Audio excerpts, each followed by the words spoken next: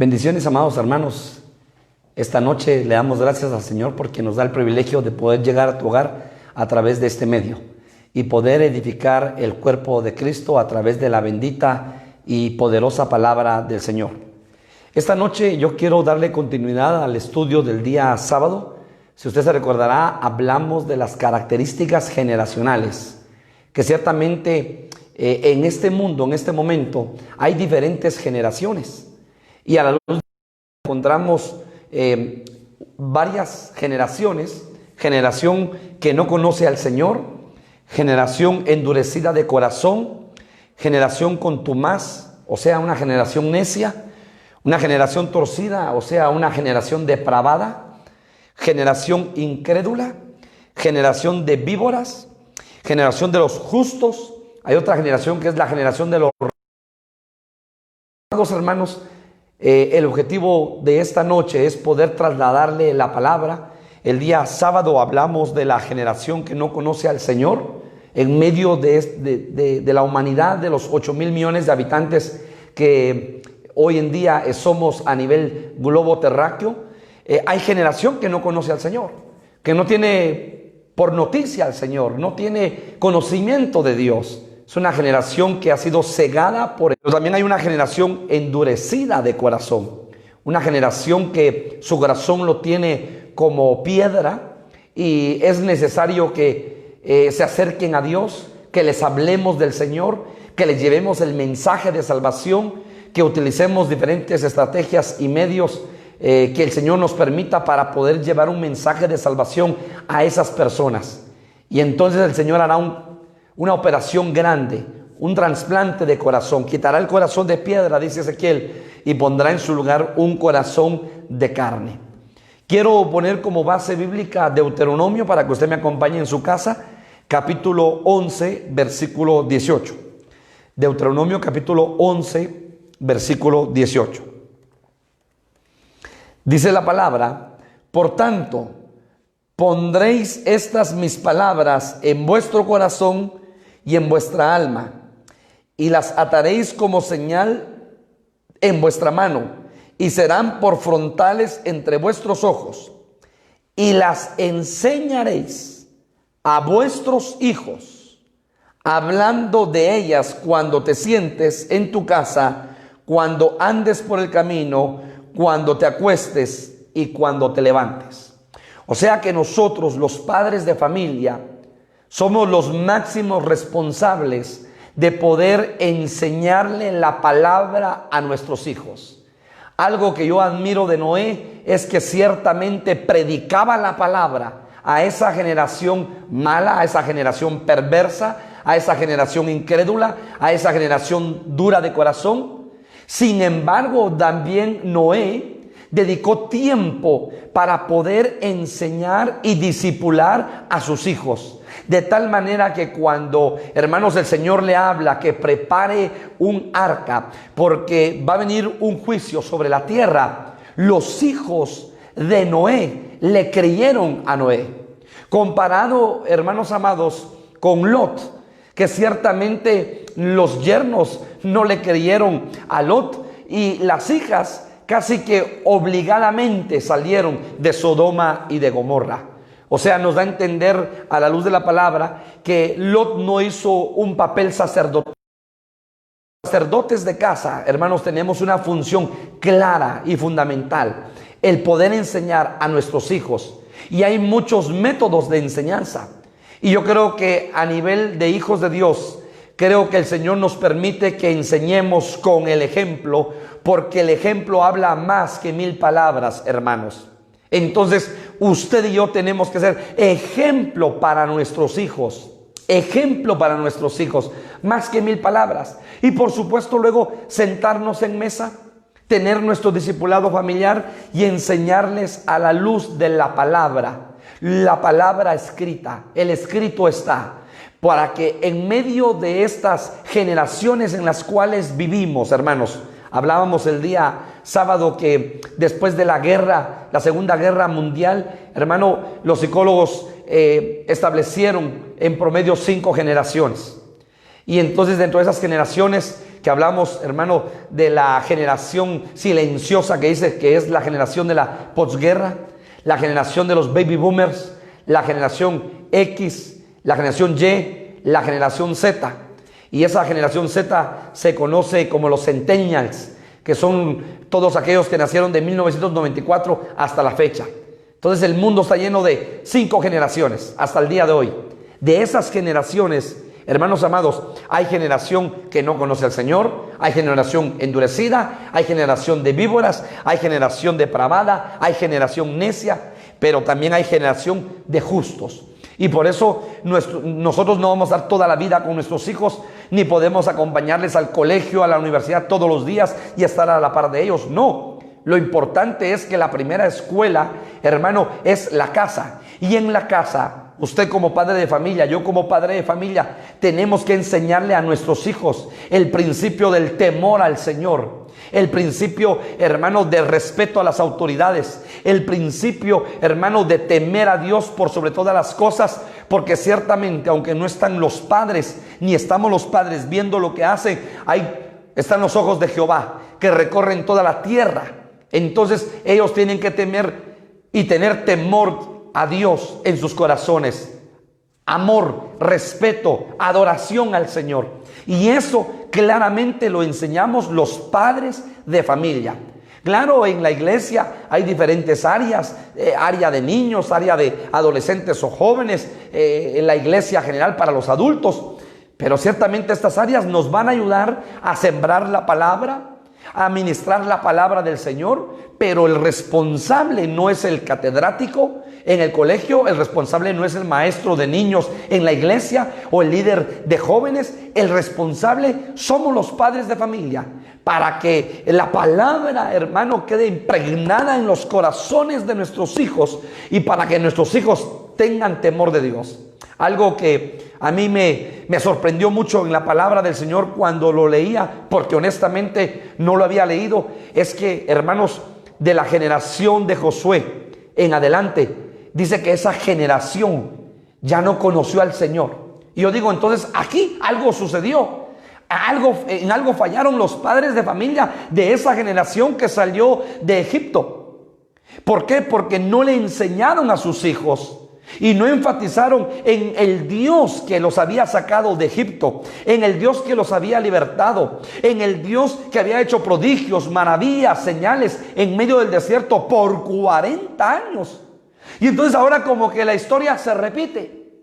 ¿Por qué? Porque ahora estamos en medio de diferentes generaciones y es necesario que nosotros, pero hermano, este es un llamado emergente, que nosotros como padres de familia enseñemos el temor a Dios en el corazón de nuestros hijos. Les enseñemos la palabra. ¿Por qué adoramos a Dios? ¿Por qué buscamos a Dios? ¿Por qué servimos a Dios? ¿Por qué obedecemos a Dios? ¿Por qué tratamos de ser fieles al Señor? ¿Por qué? Hermanos amados, porque el Señor ha hecho una obra grande en nuestras vidas, nos ha salvado, nos ha rescatado de la vana manera de vivir de nuestros padres, nos ha sacado del lodo cenagoso, nos ha trasladado del reino de las tinieblas al reino de la luz. El Señor, cuando Él se manifestó a nuestras vidas, se reveló a nuestras vidas, cambió nuestro corazón, cambió nuestra forma de pensar, nuestra forma de actuar. Y entonces, hermanos, vino la luz en medio de la oscuridad, vino la luz que es Cristo. Y ahora nosotros, hermanos,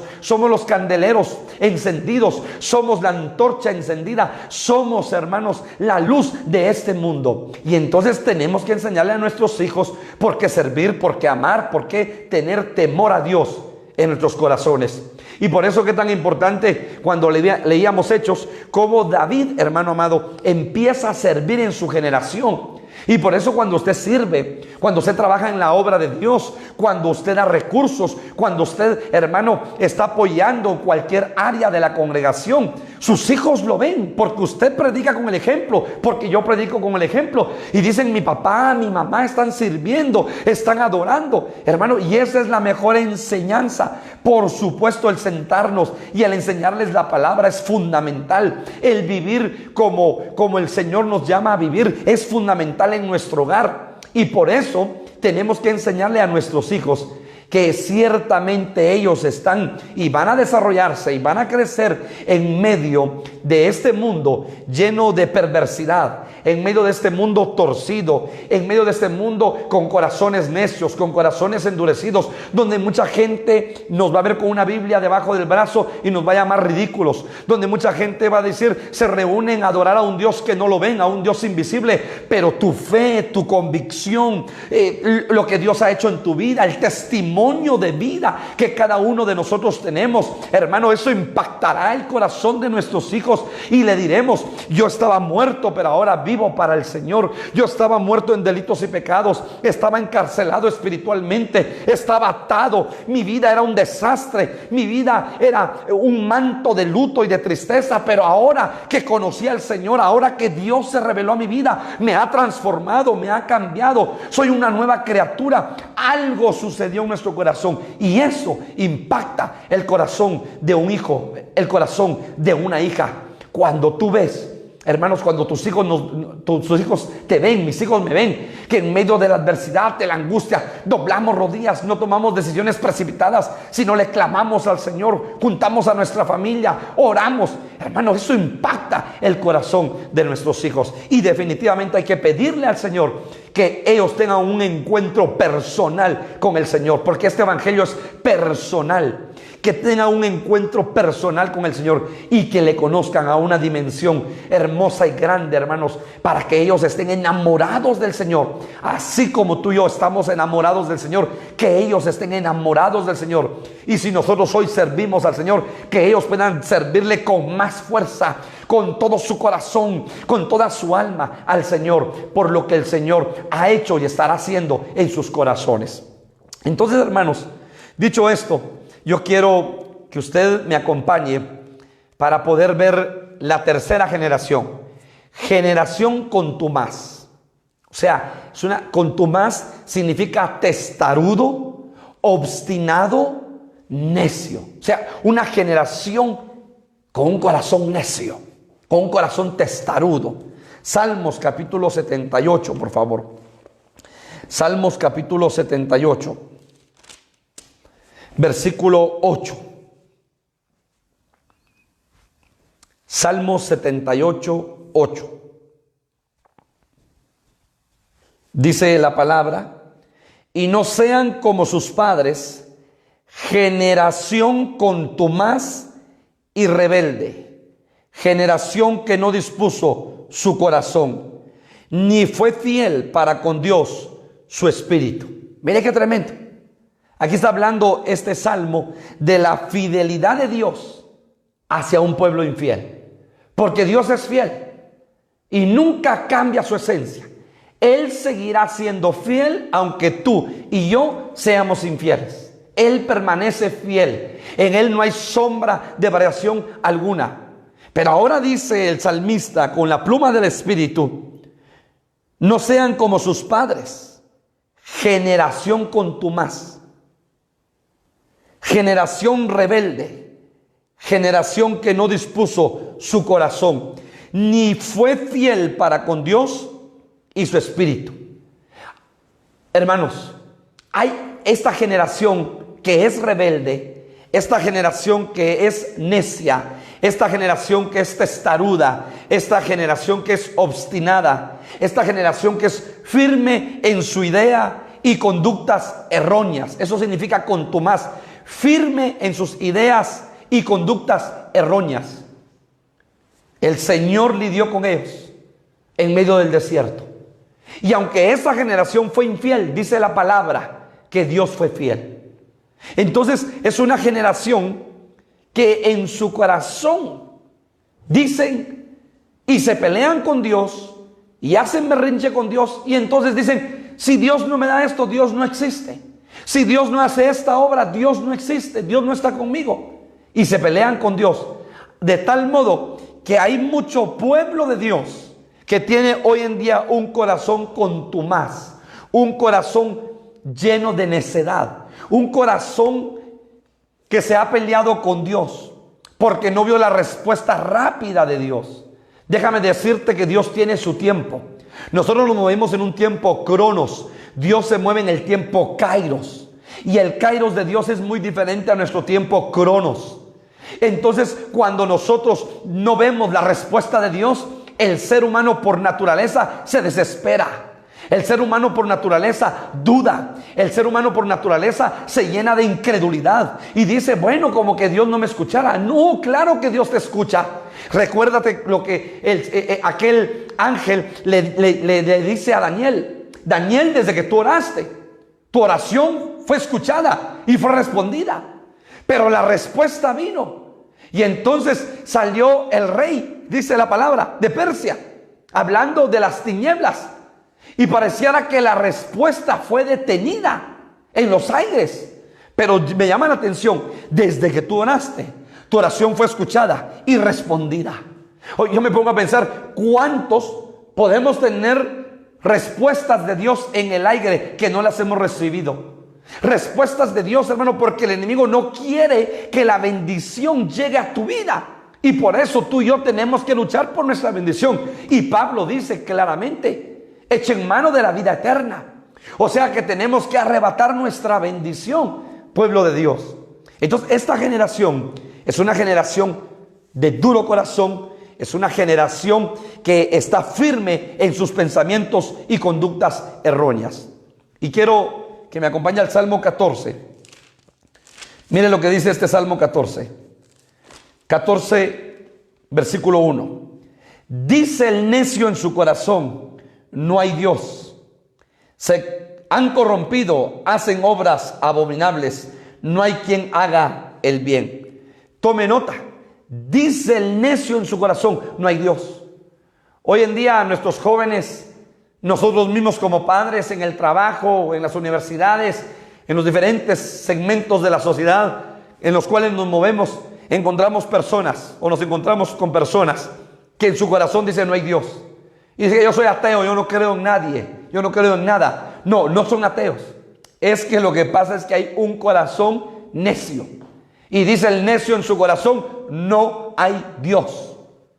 Es una generación contumaz, es una generación dura, es una generación errónea, es una generación necia. Y entonces, ¿qué pasa muchas veces? Hay mucho pueblo de Dios que se pelea con Dios, se va de la congregación, deja de congregarse. Y Dios le llama porque Dios es un Dios de amor. Dios dice con lazos de amor, te prolongué mi misericordia, con lazos de amor te atraje. Pero ¿qué es lo que sucede? Como hay un corazón endurecido, un corazón lleno de necedad, un corazón con ideas erróneas y comportamientos erróneos, o sea, una generación contumaz. Entonces, esa persona, a pesar de que Dios le habla, a pesar de que Dios está constantemente hablándole, cierra su corazón. Y entonces Dios utiliza diferentes métodos para traer a sus hijos, traer a sus remanentes a sus pies. Y a veces son métodos en los cuales el hombre es quebrantado. El hombre, hermano, es quebrantado el corazón del hombre. ¿Por qué? Porque endureció de tal manera su corazón a Dios, que no quería saber nada de Dios. Y entonces tiene que suceder algo fuerte en su vida para hacerlo despertar, para que vuelva, hermano, en sí y para que empiece nuevamente a buscar al Señor. Acompáñeme a Tito, por favor, capítulo 1. Tito, capítulo 1, versículo 10. Mire lo que dice Tito 1:10. Porque hay muchos contumaces, habladores de vanidades y engañadores, mayormente los de la circuncisión. Oiga esto, porque hay muchos contumaces. Entonces, hoy en día hay muchas personas, hay una generación en medio de este mundo contumaz, necia, que no busca a Dios, que no quiere acercarse a Dios, que tiene un corazón cerrado, un corazón duro, un corazón porfiado, un corazón obstinado, que está erróneo en sus pensamientos. Y entonces ahora dice Tito, porque hay muchos contumaces, habladores de vanidades y engañadores, mayormente los de la circuncisión. El Salmo capítulo 107, Salmo capítulo 107, versículo 11. Salmo capítulo 107, versículo 11. Vea lo que dice. Por cuanto fueron rebeldes a las palabras de Jehová y aborrecieron el consejo del Altísimo, por eso quebrantó con el trabajo sus corazones. Cayeron y no hubo quien los ayudase. ¿De qué está hablando este salmo, hermano? Está hablando del pueblo de Israel. Porque fueron duros, fueron rebeldes, fueron contumaces. Entonces viene Dios y los entrega a esclavitud. Y se recuerda que dice la palabra que por 430 años Israel se hizo esclavo de Egipto, hermano. Y los egipcios esclavizaron con mano dura a Israel. ¿Cuántas generaciones pasaron? 430 años. ¿Cuántas generaciones pasaron, hermano? Más de 8 generaciones. ¿Por qué? Por la dureza de corazón, por la rebeldía de ellos en sus corazones. Pero mire lo que dice el versículo 13. Luego que clamaron a Jehová en su angustia, los libró de sus aflicciones y los sacó de tinieblas y de la sombra de muerte y rompió sus prisiones.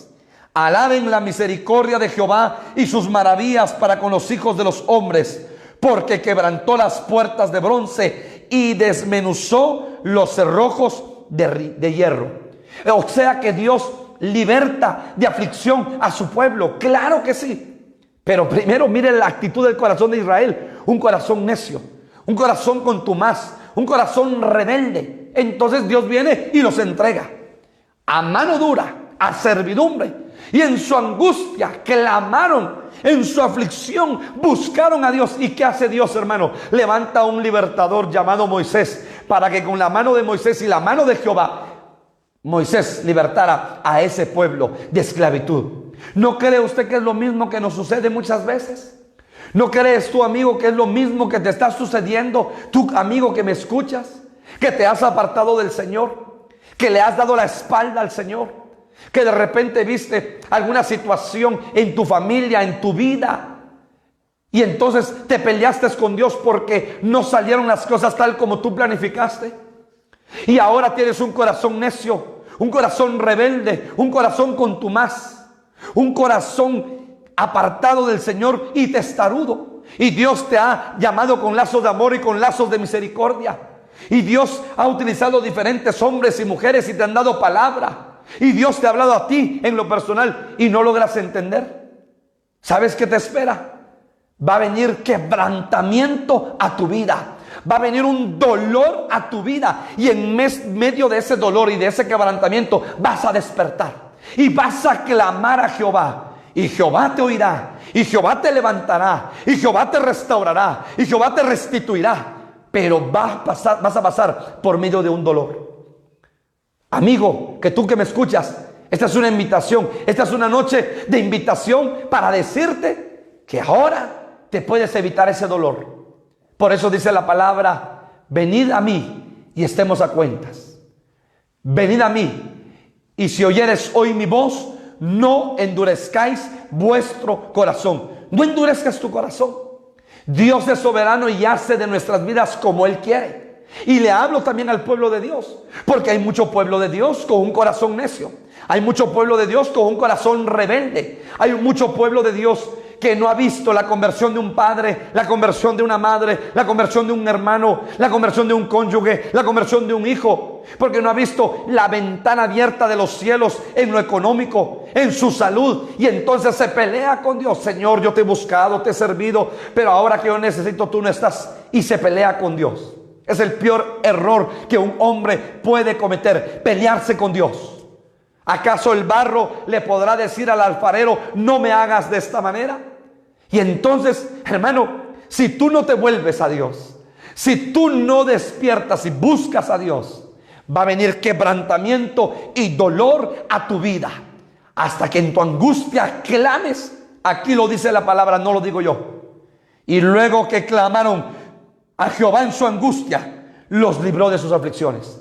No esperes ese llamado. Mejor dile, Señor, quita mi corazón contumaz, quita mi corazón toda necedad, quita toda rebeldía de mi corazón, porque yo quiero tener un corazón agradecido, un corazón de carne, un corazón que te busque. Y busca a Dios, hermano, busca al Señor, acércate al Señor y Él se acercará a ti.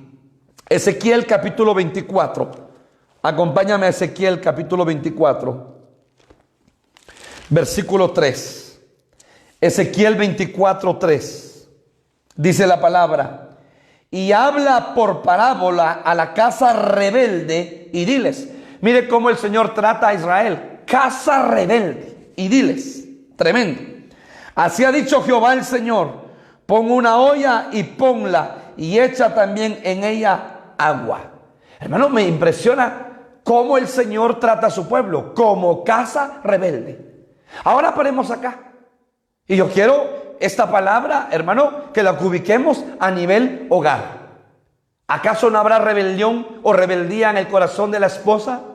¿No habrá rebeldía en el corazón del esposo o del padre de familia? ¿Acaso no habrá rebeldía en el corazón de nuestros hijos? Para que escudriñemos esta noche y que cada uno escudriñe su campamento y discierna su campamento. Si nuestros hijos, hermanos, están sirviendo a Dios, buscando a Dios, o de repente vino, óigalo bien, un espíritu de rebelión, un espíritu de rebeldía, y entró en sus corazones. Y después de buscar a Dios y servir a Dios, ahora no quieren servir a Dios.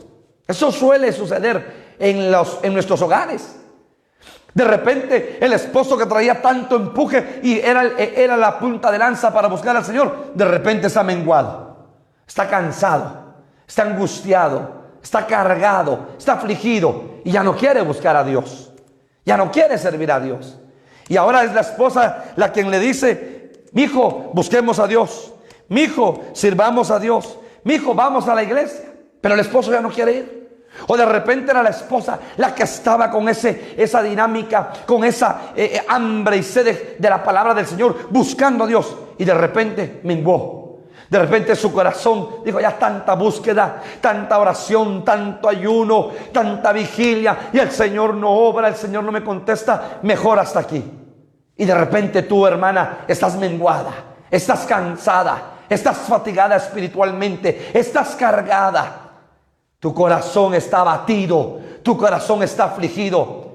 Ese es el tiempo para que tú sueltes tus cargas delante del Señor. Es el tiempo para que sueltes tu angustia, tu preocupación delante del Señor, y que le digas: Señor, cambia mi corazón. Yo no quiero tener un corazón contumaz. Yo no quiero tener un corazón rebelde. No quiero tener un corazón porfiado. No quiero tener un corazón necio. Yo quiero tener un corazón agradecido, un corazón obediente, un corazón conforme a tu corazón, Señor. ¿Por qué, hermanos? Porque muchas veces nuestro corazón, si nosotros abrimos puertas, se puede llenar de necedad, se puede llenar de rebeldía. Y lo que me llama la atención es cómo el Señor le llama a su pueblo casa rebelde. Y recuérdese que Israel, 1 Corintios capítulo 10 del 4 en adelante, es sombra y figura para nosotros. Entonces, ¿cómo Dios le llamará hoy a su pueblo? A mucho pueblo. De repente el Señor le llamará casa rebelde, porque está en rebeldía con Dios, porque se está peleando: Señor, por esta cuarentena, por este COVID, perdí mi trabajo. No veas despropósito alguno de Dios en tu vida. Dice la palabra que Él tiene planes de bien a favor de nosotros, porque Dios te ama a ti, me ama a ti. Pero muchas veces, como no estamos caminando rectamente delante del Señor, porque nuestro caminar muchas veces es inconsistente, Él afirma nuestro caminar y Él ordena nuestros pasos, dice la palabra, hermano y amigo. Y entonces el Señor empieza a trabajar en nuestro corazón y en nuestra vida. Cuarta generación, generación torcida. O sea, o hay otra versión, la versión oso, dice generación depravada. Tremendo. ¿Qué es depravada? Depravado significa moral corrompida y viciada. Anda pensando en el mal todo el tiempo. O sea que es una generación que anda viendo cómo le hace el mal a los demás.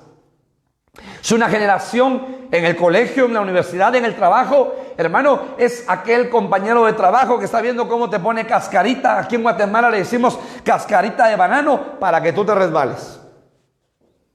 En el colegio, en la universidad, es como aquel amigo, aquella compañera de estudio te pone cascarita porque está pensando en hacerte mal a ti o en hacerme mal a mí. Es una generación torcida y depravada. Por eso, hermano y amigo, tenemos que enseñarle a nuestros hijos. Y a veces cometemos un error, somos demasiado confiados. Y tenemos que enseñarle a nuestros hijos a que aprendan a discernir entre el bien y el mal. Pero también que aprendan a discernir la intención del corazón de sus amigos. Porque a veces el mejor amigo, entre comillas, es aquel que está pensando cómo hacerte mal delante del catedrático, delante del profesor, delante de tu jefe. Es viendo cómo delante de tu jefe, de tu profesor, te hace el mal para que quedes tú mal. Entonces, ¿esa generación existe en esta tierra? Existe. Es una generación depravada, es una generación perversa, es una generación torcida, que siempre anda todo el tiempo pensando en hacer mal. Siempre. Proverbios capítulo 6.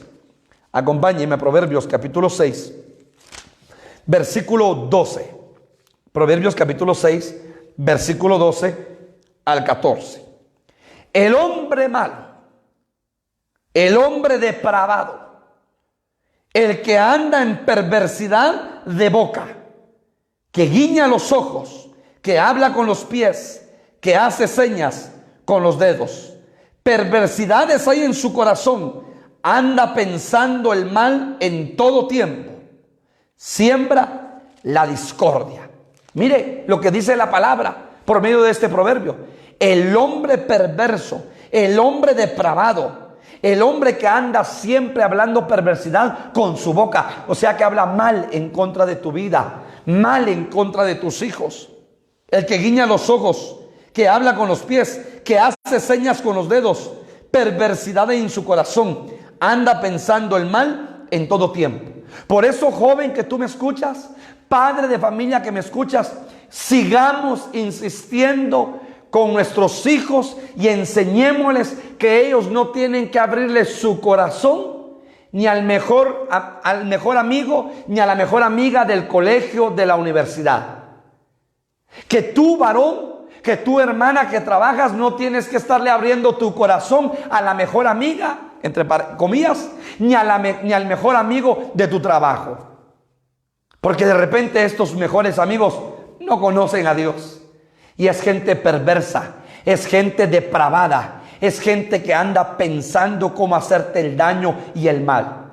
Y en un momento, si tú le abres tu corazón, en un momento va a utilizar tus propias palabras para destruirte.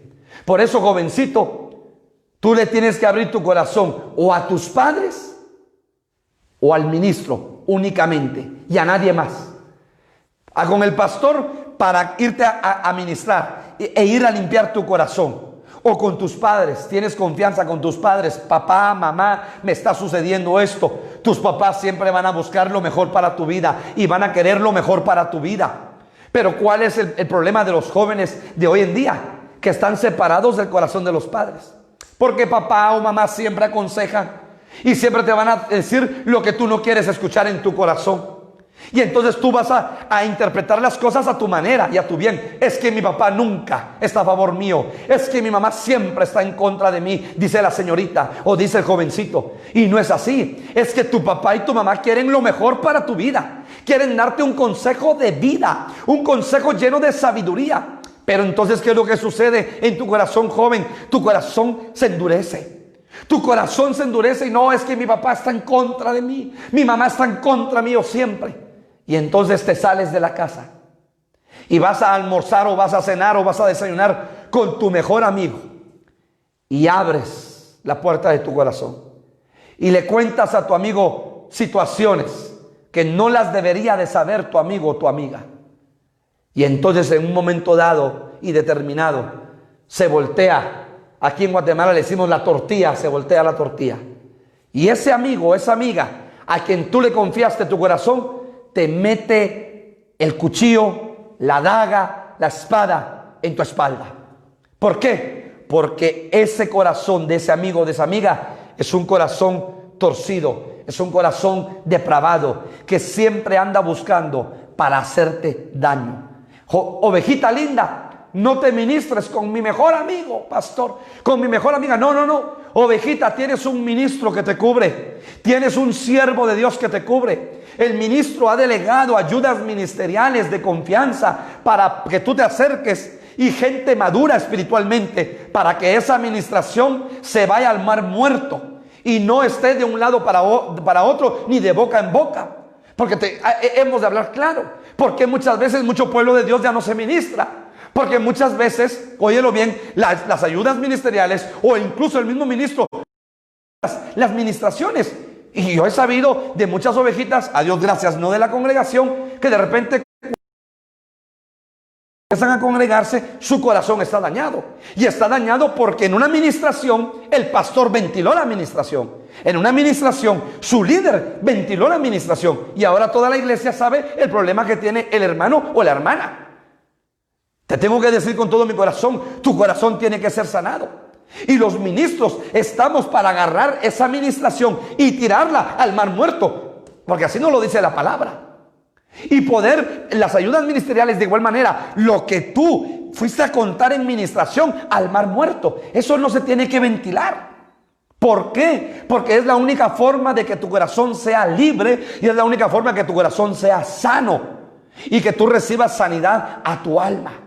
Si a ti te ha pasado eso, yo te aconsejo que busques al siervo de Dios que te cubre, al ministro que te cubre, y te acerques y sanes tu corazón. No se va a repetir la historia, ovejita linda, no se va a repetir la historia, pero tienes que confiar nuevamente y no se va a repetir la historia, para que entonces tu corazón sea sanado. No puedes estar abriendo tu corazón con tus amigos, con tus vecinos, con tus compañeros de trabajo, de estudio, sino que tu corazón lo tienes que abrir delante del Señor, delante de un ministro, para que lave tus pies. La figura más preciosa de la administración lo vemos cuando Jesús dice que le dijo a sus discípulos que siguieran al hombre del cántaro. Y entonces, hermano, ese hombre del cántaro va al pozo, saca el agua y le siguen y le preguntaron: ¿dónde está el lugar que has preparado para que el Señor celebre la Pascua?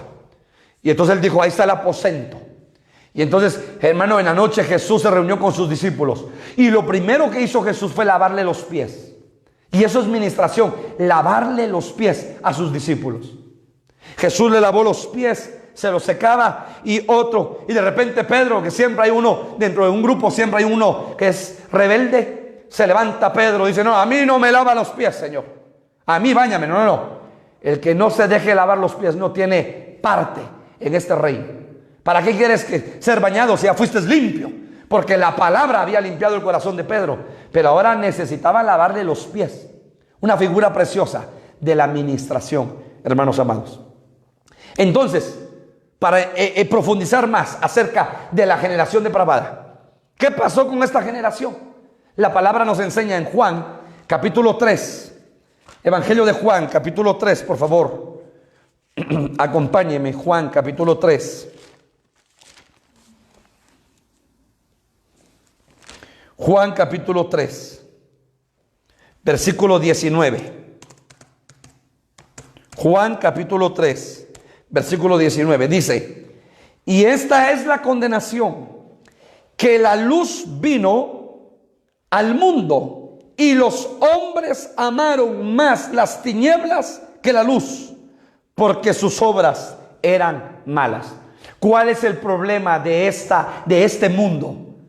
Que el mundo ha amado más las tinieblas que la luz. Mire qué tremendo. Hay un reino de luz y hay un reino de tinieblas.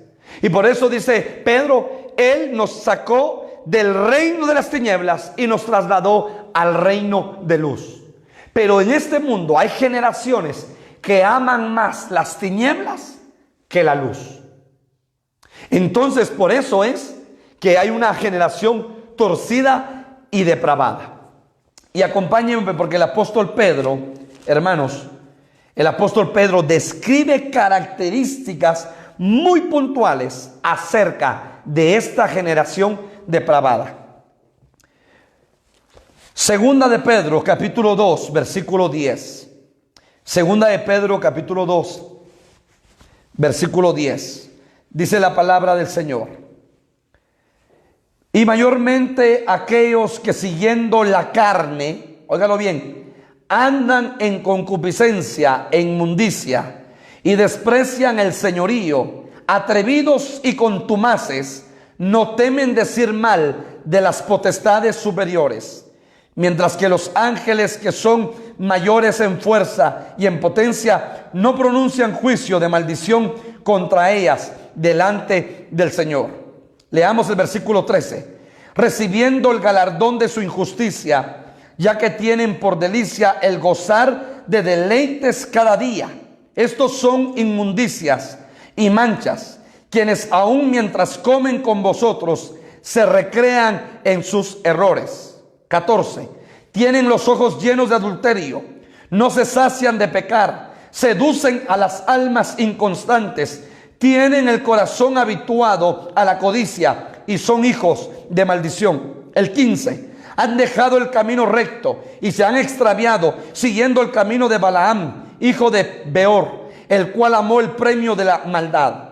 16. Y fue reprendido por su iniquidad, pues una muda bestia de carga, hablando con voz de hombre, refrenó la locura del profeta.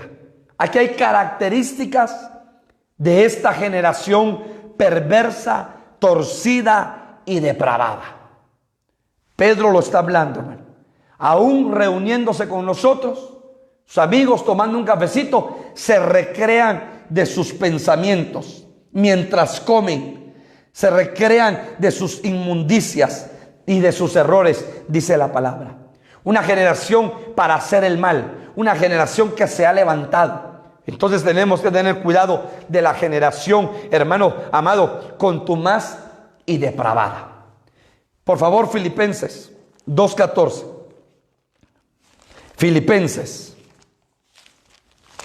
capítulo 2, versículo 14. Dice la palabra: haced todo sin murmuraciones y contiendas, para que seáis irreprensibles y sencillos, hijos de Dios, sin mancha, en medio de una generación maligna y perversa, en medio de la cual resplandecéis como luminares en el mundo, asidos de la palabra de vida, para que en el día de Cristo yo pueda gloriarme de que no he corrido en vano, ni en vano he trabajado. Entonces, hermano, estamos en medio de una generación maligna y en medio de una generación perversa. ¿Por qué cree usted que vino el juicio de Dios, hermano, en el tiempo de Noé? Porque la tierra se había llenado de violencia, pero también la tierra se había llenado de maldad. Génesis capítulo 6, versículo 5. O sea que en el tiempo de Noé había una generación perversa, una generación torcida, una generación depravada. Por supuesto que sí. Génesis capítulo 6, versículo 5. Génesis capítulo 6, versículo 5.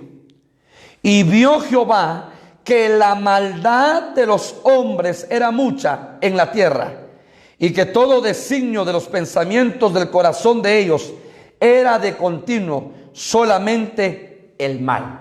O sea, desde Génesis, hermano, vemos ya una generación llena de maldad, una generación depravada, una generación perversa.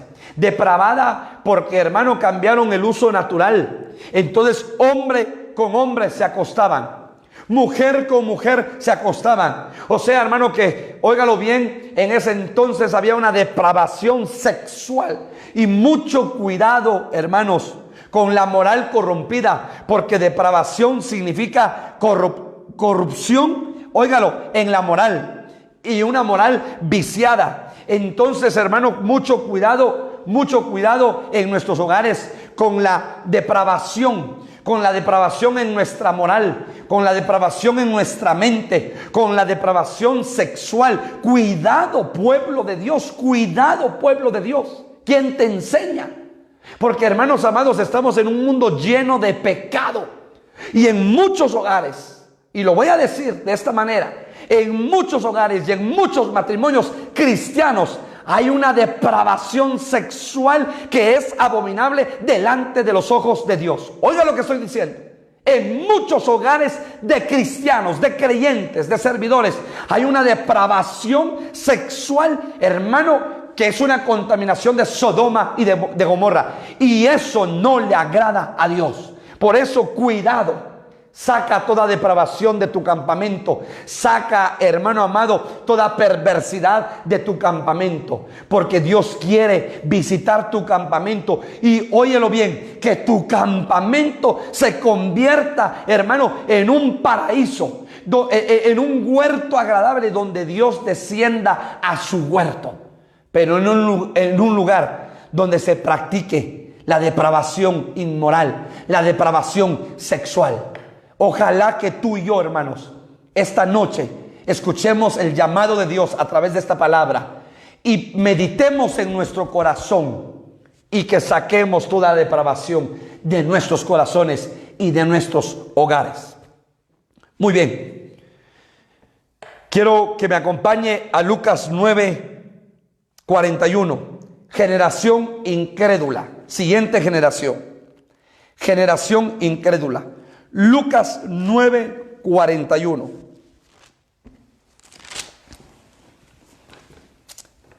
Lucas 9:41. Respondiendo Jesús dijo: oh generación incrédula y perversa, ¿hasta cuándo he de estar con vosotros y os he de soportar? Trae acá a tu hijo. Hermano, ¿qué significa ser incrédulo? Que no tiene fe. Eso significa ser incrédulo. Que no cree con facilidad en lo que escucha y en lo que observa. O sea, es alguien que no tiene fe. Y la incredulidad puede llegar a los discípulos del Señor. Se recuerda que en una oportunidad sus apóstoles, sus discípulos, le dijeron: aumentanos la fe. Porque muchas veces eran atacados por la incredulidad. Entonces hay una generación incrédula. Hay una generación que ahorita, en medio de la situación de la pandemia que está viviendo el mundo, es una generación que no cree en Dios. Que está viendo, hermano amado, oyendo por medio de redes que se está predicando el evangelio, que se está predicando que es el tiempo final, que se está predicando que es el principio de dolores, que se está predicando, hermano, que la palabra profética más segura se está cumpliendo, que es la palabra de Dios, y no cree, porque es una generación incrédula. Es una generación de duro corazón. Es una generación que no conoce al Señor. Es una generación que no tiene fe. Que no tiene fe. Dice, bueno, algún día de algo me he de morir, no pasa nada. Lo que ignoran es que después de la muerte viene el juicio. Está establecido que viva una sola vez el hombre y que muera. Y después de la muerte, el juicio. Entonces la pregunta es, ¿el espíritu va a regresar al Padre? ¿El polvo regresa a la tierra? Polvo somos y al polvo volvemos. Pero el alma, ¿a dónde se va? Usted sabe que a la luz de la palabra hay diferentes lugares intermedios a donde se va el alma. Pero hermano, eso va a depender dependiendo lo que hicimos en esta tierra y cómo vivimos en esta tierra. Entonces, esas personas que son incrédulas no creen y dicen: una vida se tiene y no más. Y después de esta vida se acabó. No es así, amigo. Después de esta vida hay vida en Cristo Jesús. Porque somos llamados y por amor el Señor derrama y nos llama a una vida eterna. O sea que después de esta vida hay vida. Ciertamente cuando perdemos la vida en esta tierra, pasamos a un estado de adormecimiento. Los que estamos en Cristo solamente dormimos. Pero dice la palabra en Tesalonicenses: los muertos en Cristo, los que duermen en Cristo, resucitarán primero. Luego los que hayamos quedado vivos, seremos transformados juntamente con ellos. ¿Para qué? Para encontrarnos con nuestro Señor amado en las nubes. Entonces después de esta vida hay vida, amigo. Entonces quiere decir que la antítesis de la fe es la incredulidad. Por eso Jesús les dijo cuando se acercó a la casa de Marta y María con la noticia, salieron las hermanas a recibir a Jesús: al que amas ha muerto. Jesús les dijo: ¿no te he dicho que si creyeres verás la gloria de Dios? O sea que entonces el pueblo de Dios tiene que tener fe. Y hermano, hay fe por fruto y hay fe por don. Recuérdese que la palabra del Señor, uno de los frutos del Espíritu es la fe, pero uno de los dones del Espíritu es la fe como don. Entonces tú tienes que tener fe como fruto o fe como don. Pero si no tienes ninguna de esas, tú eres un incrédulo. Tú nunca vas a creer en las promesas de Dios. Tú nunca vas a creer en la palabra del Señor. Y a esta palabra que oímos, a esta palabra que leemos, a esta palabra que guardamos, le tenemos que añadir fe. Porque dice la palabra en Hebreos capítulo 11, versículo 5: sin fe es imposible agradar a Dios. Sin fe es imposible agradar a Dios. Entonces, hermanos, si tenemos fe, no vamos a ser una generación incrédula. Pero si no tenemos fe, corremos el riesgo de poder ser incrédulos.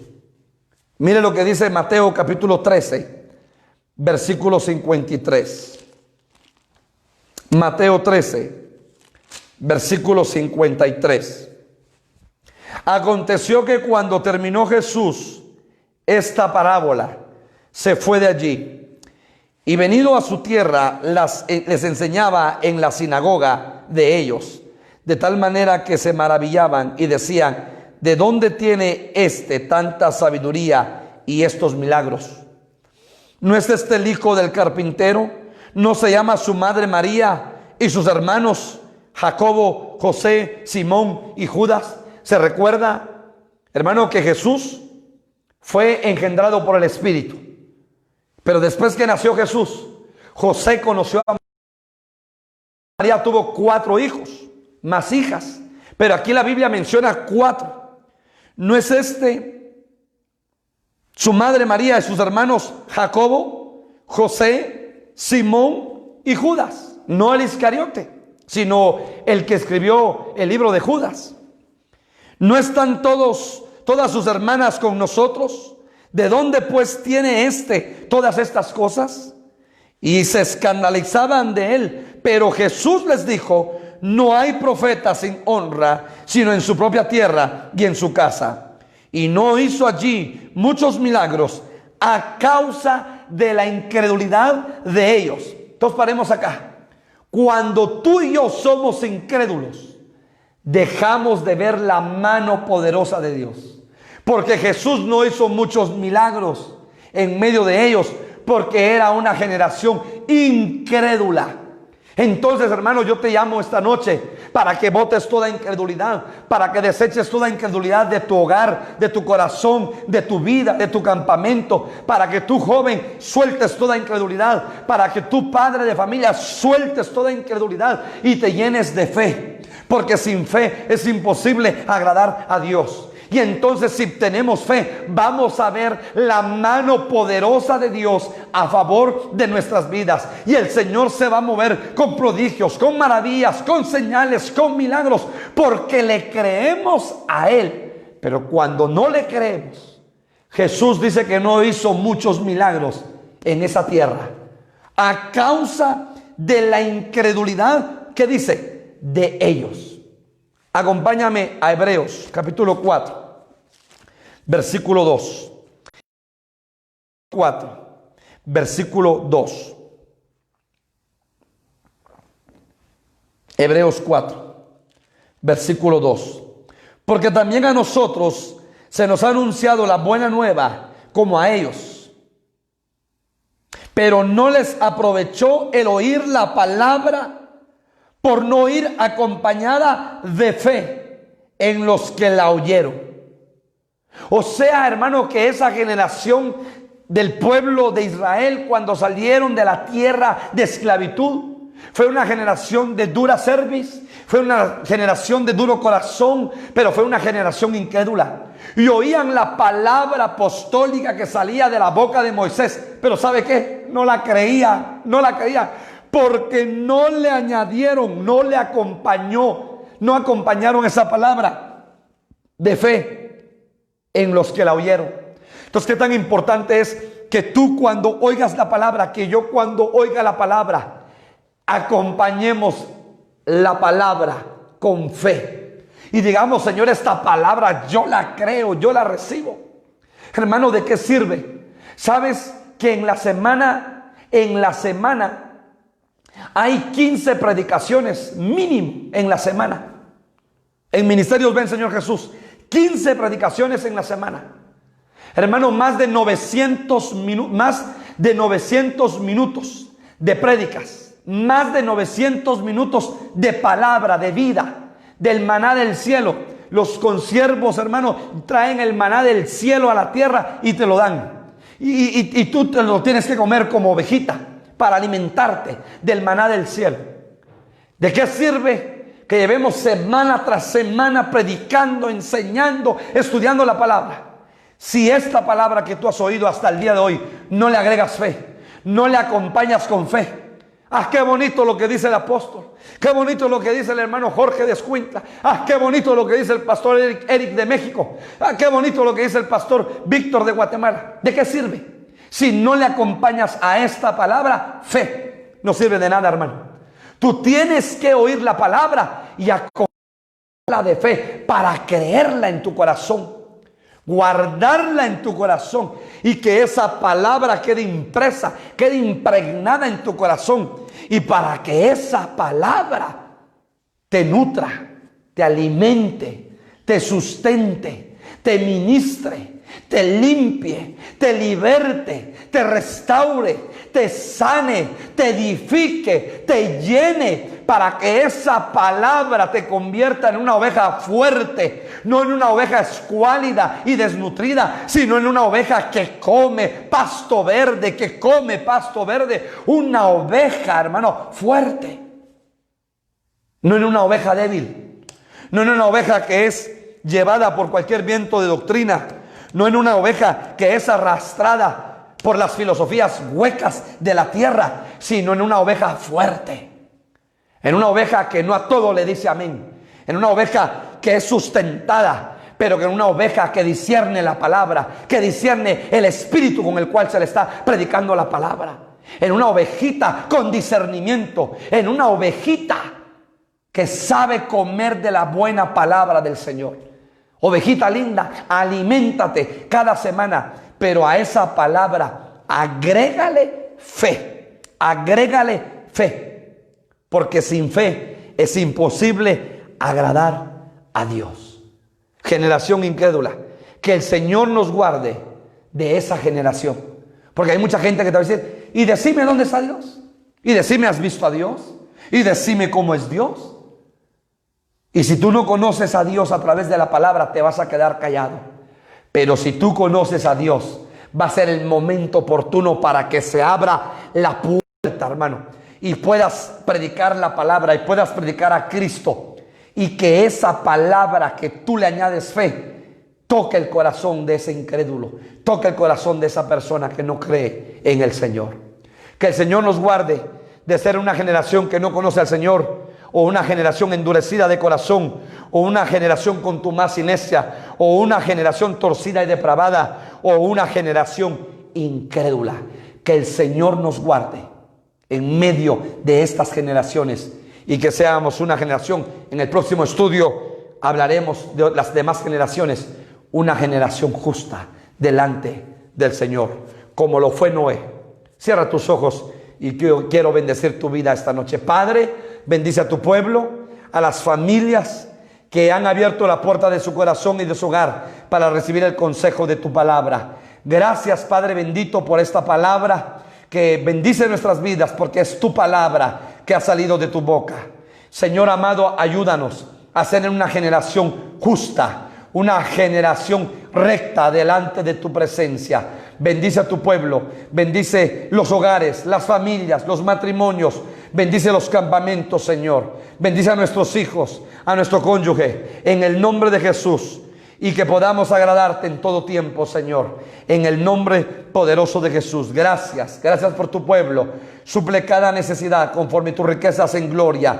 Pon tu mano poderosa donde hay tristeza. Cambia el manto de luto por manto de gozo y manto de alegría. Arranca toda tristeza de cada corazón. Arranca toda, Señor, en el nombre de Jesús, toda depresión. Toda depresión se va de cada corazón, Señor. Consuela, alienta, fortalece cada vida, Señor amado, en el nombre poderoso de Jesús. Gracias, gracias, Señor amado. Amén y amén. Que el Señor te bendiga, te ministre y bendiga tu hogar, tu casa, tu campamento esta noche. No te apartes de esta transmisión, hermano. En un minuto estará nuestro hermano ministrando un tiempo de adoración para buscar el rostro del Señor. Dios bendiga tu vida en el nombre de Jesús.